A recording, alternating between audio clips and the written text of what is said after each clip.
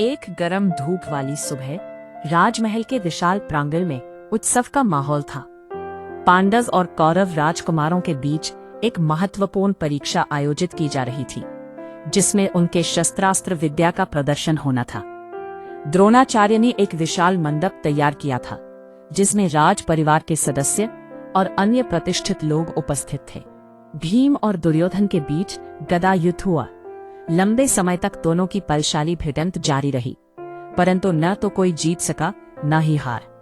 अंततः गुरु द्रोण के संकेत पर अश्वत्थामा ने दोनों को अलग किया। फिर अर्जुन ने अपनी धनुर्विद्या का प्रदर्शन करने का निर्णय लिया। उन्होंने आग्नेयास्त्र चलाकर भयंकर अग्नि उत्पन्न की, जो आसमान में लाल रंग की लपटों में बदल गई।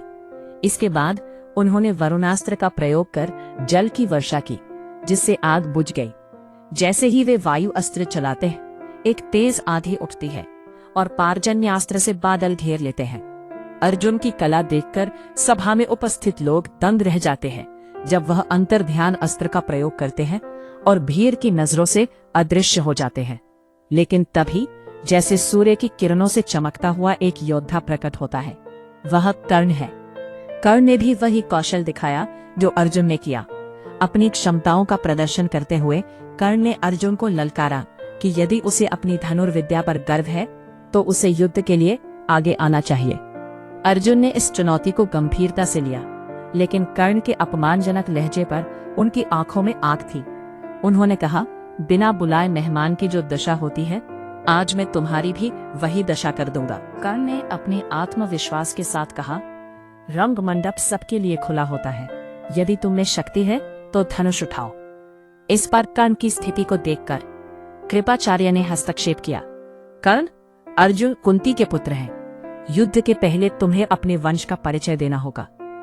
कर्ण की आंखों में लज्जा की परछाई थी।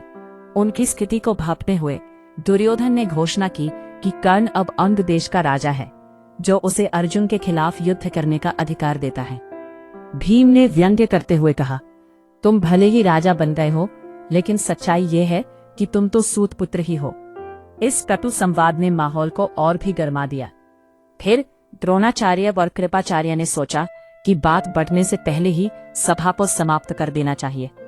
राजकुमारों के बीच बढ़ते तनाव और गर्मागर्मी ने यह स्पष्ट कर दिया कि यह युद्ध केवल कौशल का नहीं, बल्कि सम्मान और वंश का भी था।